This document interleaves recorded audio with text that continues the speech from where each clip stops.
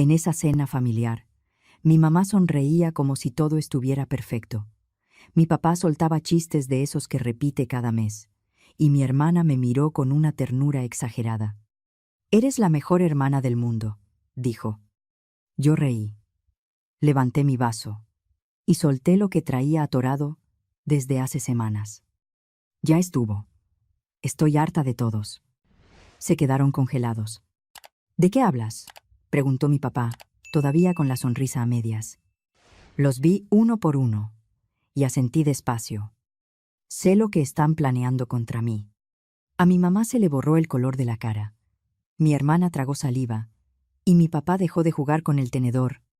Eso lo dije semanas después, en otra cena. Pero para que se entienda cómo llegamos ahí, tengo que empezar por el principio. Me llamo Natalia. Tengo 33 años y trabajo en contabilidad en una empresa mediana, en una zona corporativa. No soy millonaria, pero me va bien. Lo suficiente para rentar un departamento de una recámara en una zona tranquila, pagar mis cosas sin atrasarme y tener ahorros de verdad, de esos que no se van en compras impulsivas. Mi vida es orden. Me gusta que todo cuadre. Pago a tiempo, cocino lo de la semana los domingos y tengo una hoja de presupuesto que reviso cada viernes. Mis amigos dicen que soy aburrida. A mí me da igual. Prefiero aburrida a vivir con el estómago apretado por las deudas. Mi familia es todo lo contrario.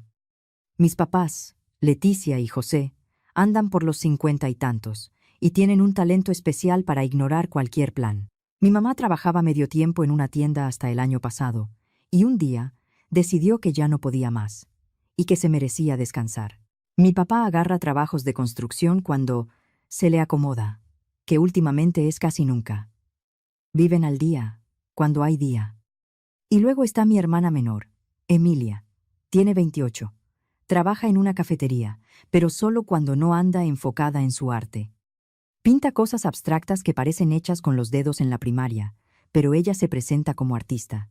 Lleva más de un año viviendo en un departamentito tipo estudio, chiquito y viejo, en una zona nada elegante. Aún así, a ella se le hacía perfecto, porque decía que le daba inspiración.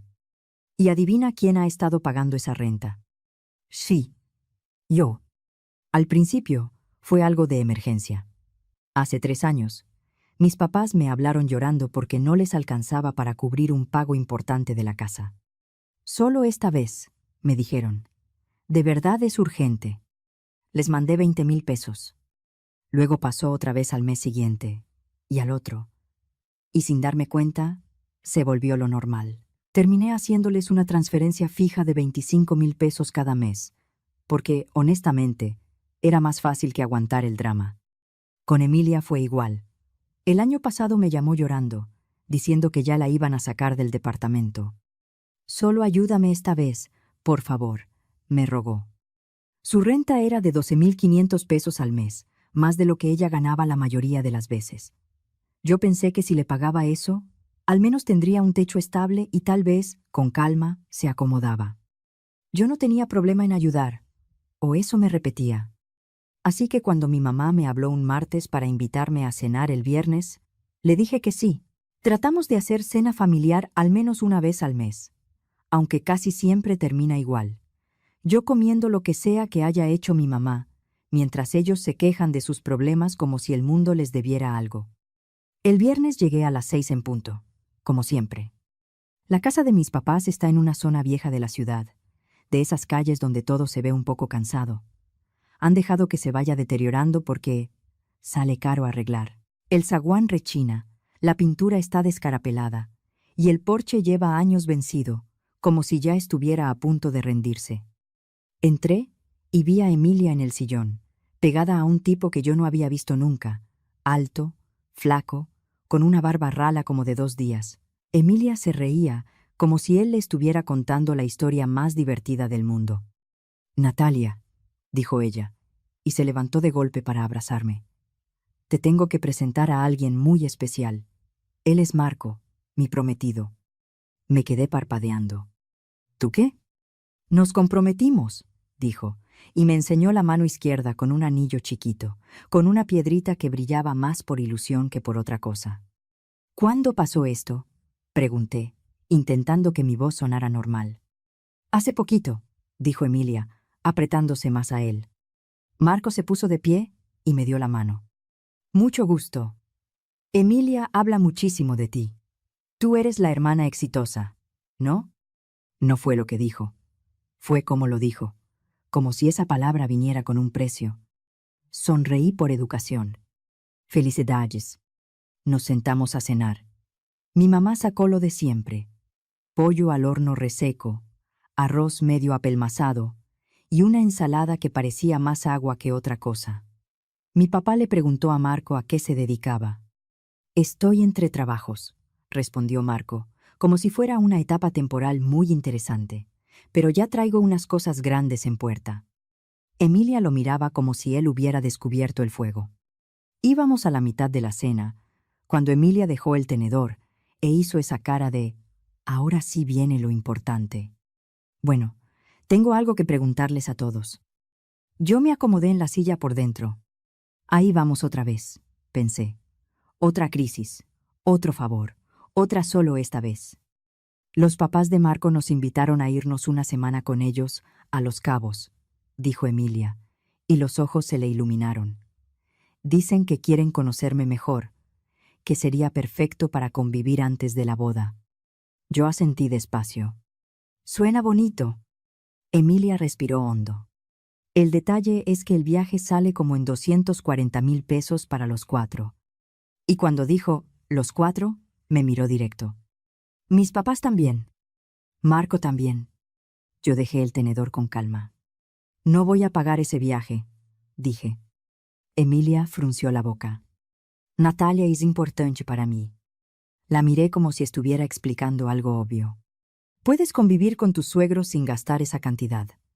Pueden venir a cenar, ir a un parque, salir a caminar, hacer algo normal. La convivencia no se compra. A Emilia se le amargó la cara.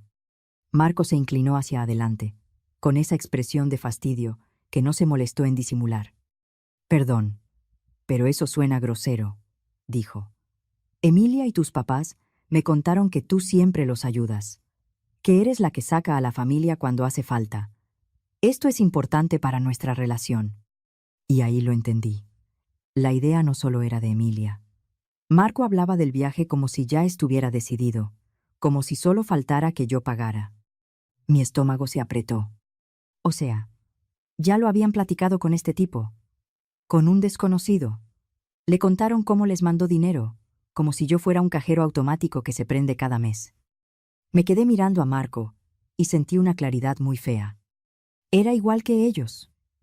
Otro que ya venía con la mano extendida, solo que con sonrisa. No voy a tirar dinero en unas vacaciones, dije, cuidando mi tono. Pero cuando estén organizando la boda de verdad, ahí sí puedo ayudarles con algo que importe. Emilia abrió la boca como para discutir. Yo levanté la mano, cortando. Ya, se acabó este tema. El resto de la cena fue puro hielo. Emilia me miraba feo cada vez que yo volteaba. Marco ni me dirigía la palabra. Mis papás se daban miraditas, como si estuvieran evaluando qué tan decepcionante me había vuelto. A mí ya me daba igual. Comí, ayudé a levantar la mesa por costumbre y me fui. Pasaron varias semanas después de esa cena. Mi teléfono, callado. Nada de mi mamá preguntando cómo estaba. Nada de Emilia mandándome memes tontos. Nada de mi papá pidiéndome que pasara a ayudarle con algo. Mi familia es dramática, sí, pero nunca me habían aplicado el silencio así. Incluso cuando nos peleamos, a los días alguien busca arreglar. Esto se sintió distinto. Un jueves en la tarde, hice algo que casi nunca hago. Me aparecí sin avisar, con una ofrenda de paz. Cerca de la oficina hay una pastelería buena, de esas que te duelen un poquito por el precio, pero te hacen quedar bien. Compré un pay de manzana con canela, el favorito de mi mamá. Me costó como 800 pesos, pero era de esos postres que hacen que la gente se acuerde de que no vale la pena estar peleada. Le dije a mi jefe que tenía un asunto familiar y necesitaba salir antes. No era mentira. Salí temprano para no quedarme atorada en el tráfico de la tarde. Aún así, Me aventé el avance lento de siempre. Los altos, los camiones, la ciudad apretando. Manejé hasta la casa de mis papás con el pey en la mano, ensayando mentalmente una disculpa. No porque yo sintiera que estaba mal, sino porque me estaba cansando del ambiente. Todavía tenía llave de la casa desde mis tiempos de universidad. Nunca me la pidieron de regreso, y yo nunca pensé que algún día iba a necesitar explicarlo. Entré con cuidado. Y ahí escuché voces en la cocina. Voces fuertes, de esas que no son conversación casual. Me detuve antes de decir, ya llegué, porque no me habían oído entrar. Entonces escuché a Emilia, clarita. Yo sí quiero ir a Los Cabos con Marco y sus papás, pero no tengo el dinero. Natalia se está poniendo bien tacaña con esto. Me quedé helada. La voz de mi mamá salió después, tranquila, como si estuviera hablando de qué comprar en el supermercado. No te preocupes. Tu papá y yo ya pensamos cómo sacarle el dinero. Sentí que se me apretaba la garganta. Voy a decir que mi artritis se puso peor y que necesito un tratamiento especial. Tú sabes cómo es Natalia. Si le hablas de médicos, se asusta y afloja. Y se rieron. Se rieron como si fuera un chiste buenísimo. ¿Cuánto le vas a pedir?, preguntó Emilia, ansiosa. 280,000 pesos, dijo mi mamá. Con eso sale el viaje y nos queda para ponernos al corriente con cosas de la casa. Buenísimo, dijo mi papá, metiéndose a la conversación. Natalia siempre ha sido bien ingenua para esas cosas. Se cree todo.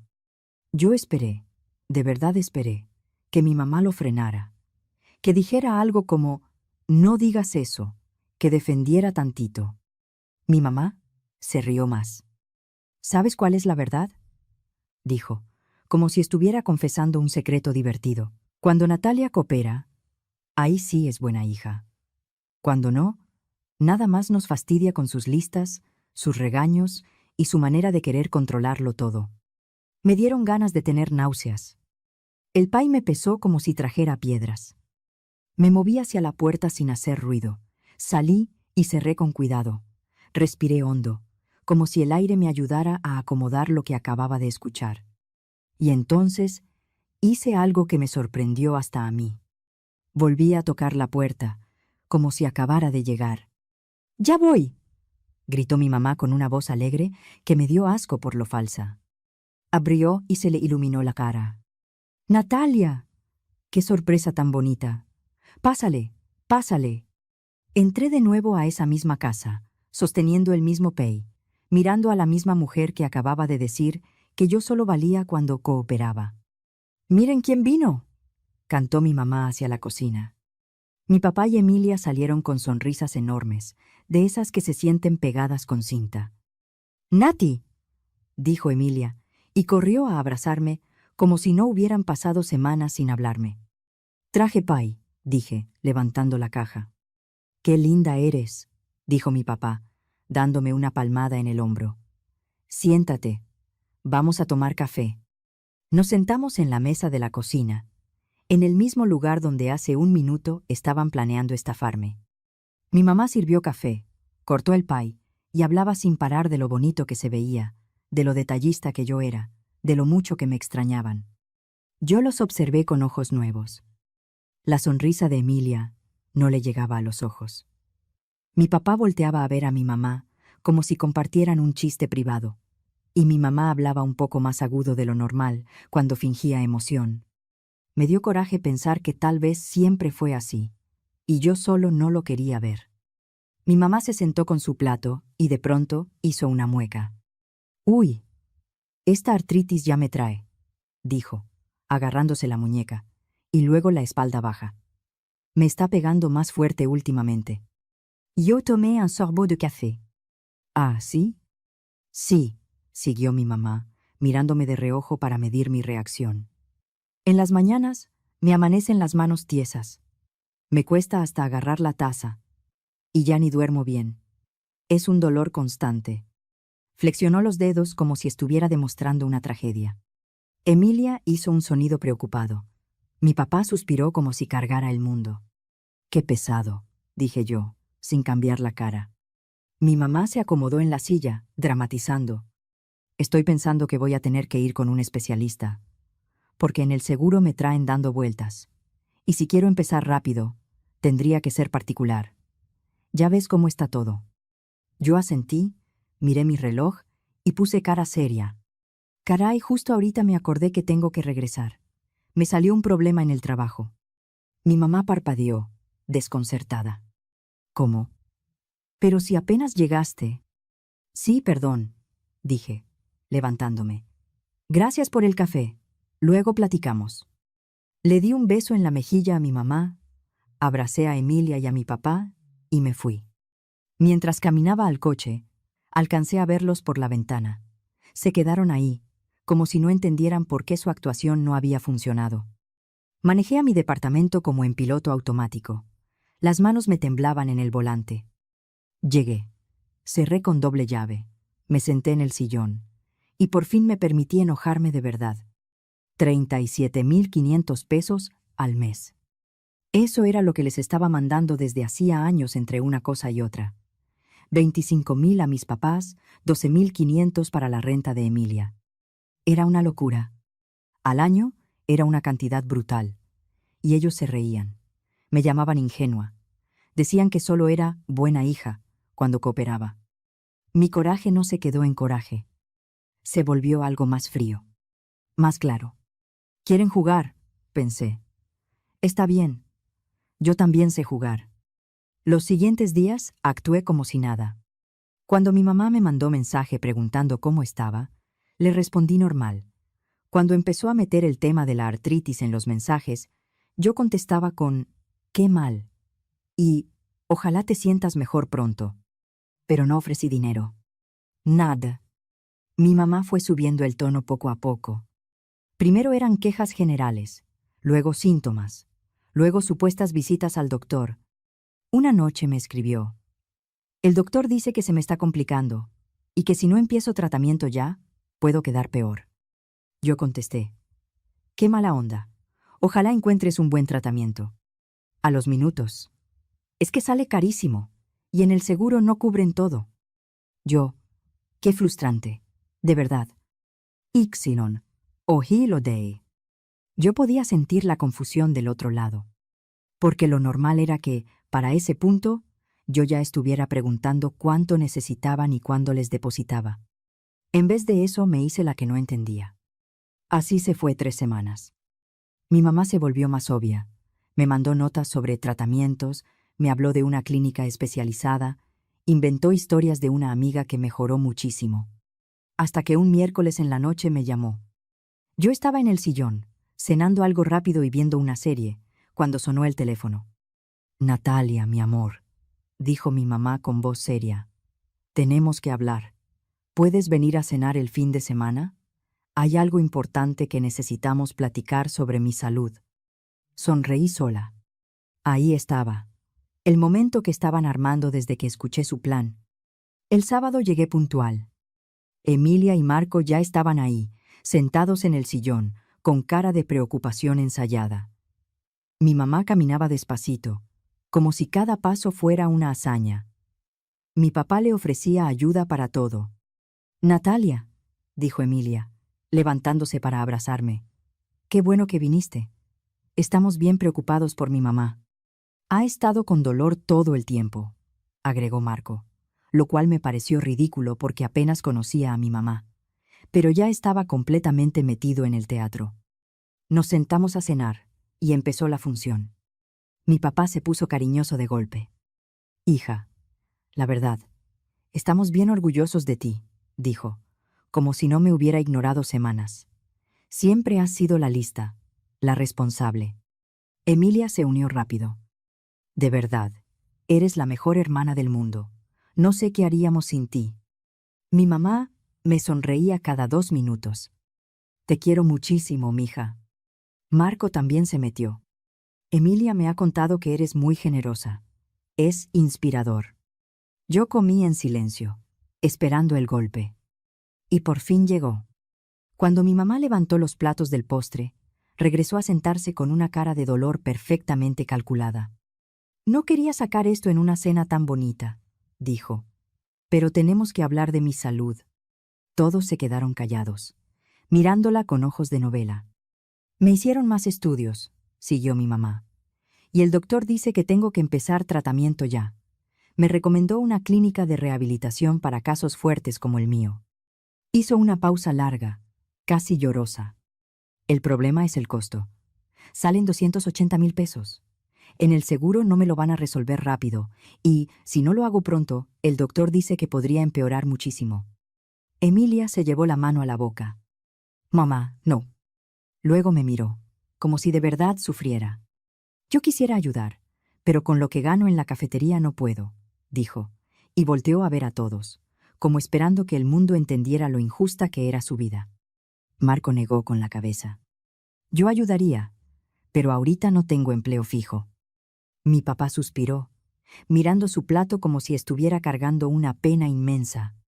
Hemos estado viendo cómo hacerle, hija, pero no tenemos esa cantidad. Y entonces, los cuatro, al mismo tiempo, voltearon a verme. Ahí estaba, el foco, el momento por el que me dejaron en silencio semanas. Yo los miré. Mi mamá con su cara de preocupación falsa, mi papá con su aire de familia unida, Emilia mordiendo el labio como si estuviera al borde del llanto, Marco sentado como si él también fuera parte de mi historia. Y no pude evitarlo. Me reí. Pero no una risita, una carcajada que me dobló, que me sacó lágrimas, que me dejó sin aire. Ellos se quedaron viéndome como si me hubiera vuelto loca. Natalia, dijo Emilia, dudando. ¿Qué te da risa? Esto es serio, murmuró mi papá.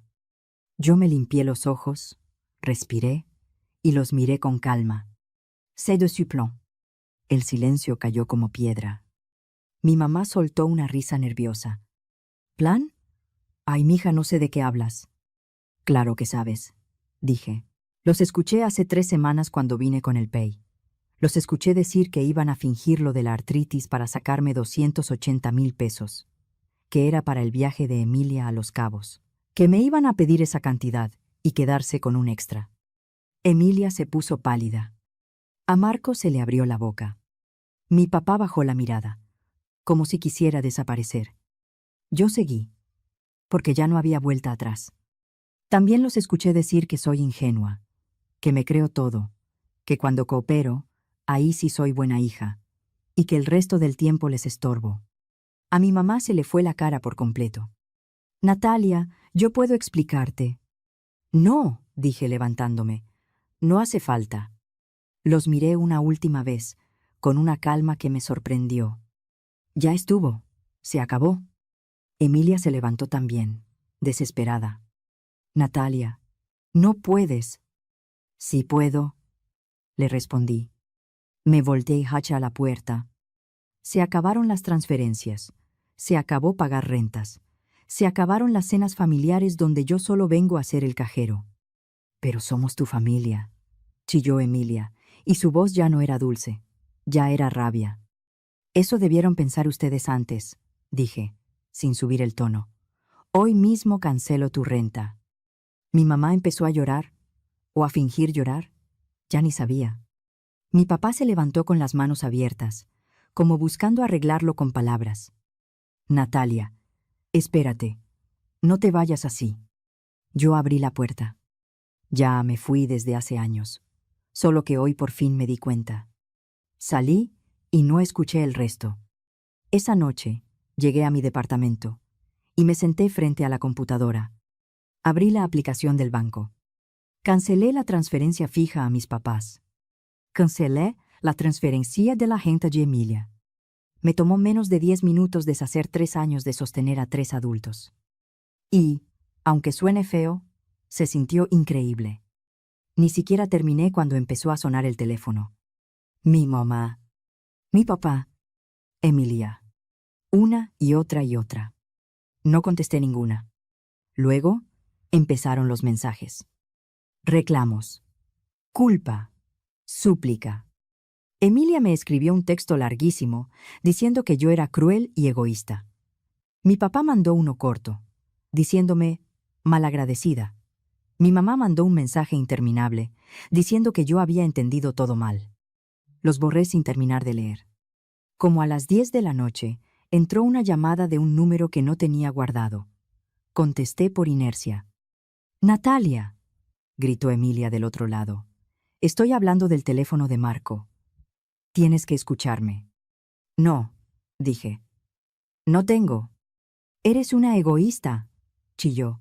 «No puedes abandonarnos así». «Sí puedo», respondí, y colgué. Bloqueé ese número.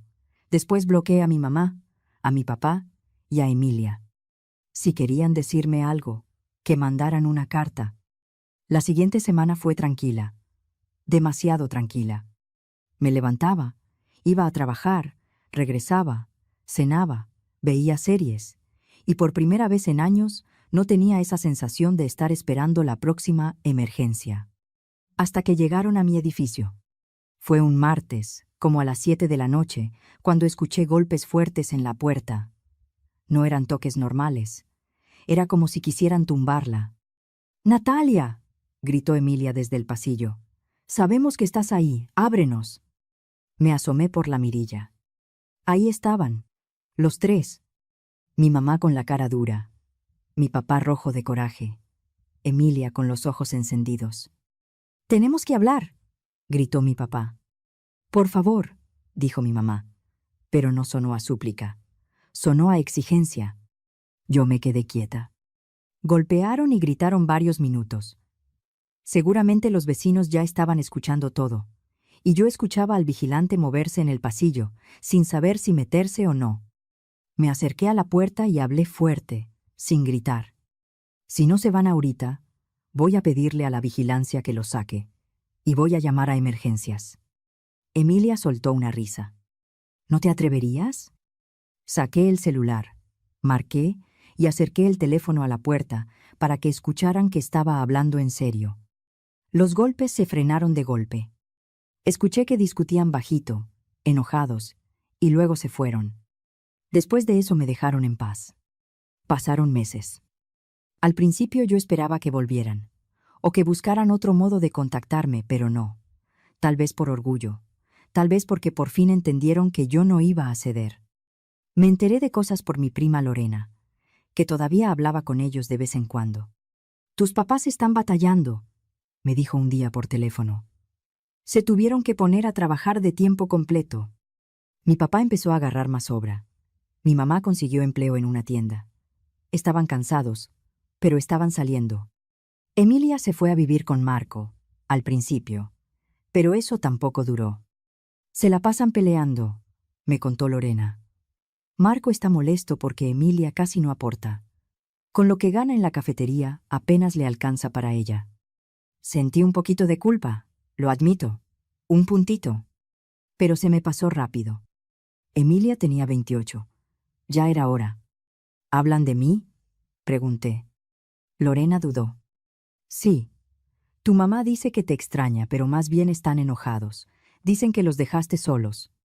Yo solté una risa corta. «Qué curioso. La verdad es que yo no los extrañaba.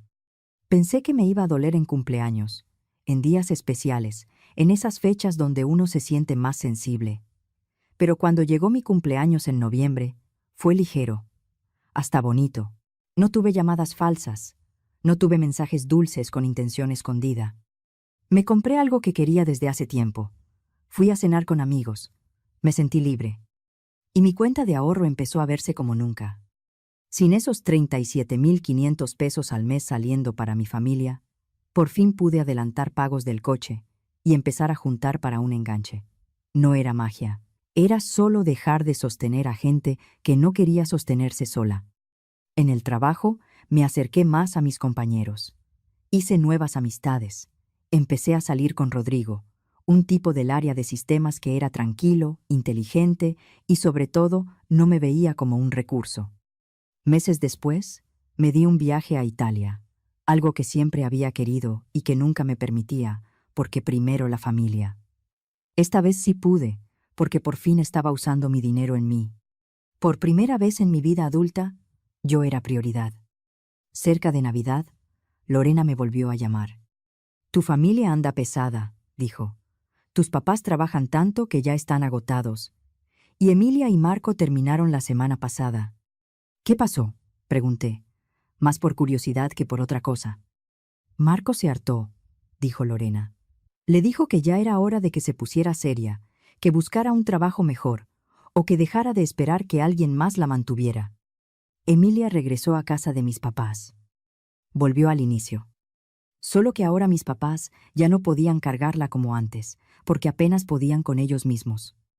Han hablado de buscarte, me dijo Lorena, por las fechas. Yo me quedé callada un momento. ¿Y tú qué piensas?, preguntó. Pensé en la risa en la cocina, en la frase de mi mamá, en el plan con mi nombre como si yo fuera un objeto.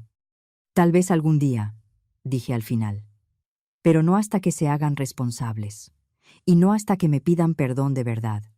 No por quedar bien, sino porque lo sientan. Lorena suspiró. Entiendo. Colgamos. Me quedé sentada en mi sala, con mi departamento en silencio, sin gritos, sin presión, sin miedo a la siguiente llamada. Y fue ahí cuando lo entendí con una claridad que me dio paz. Yo estaba bien. Estaba tranquila. Y, por primera vez en años, mi vida era mía.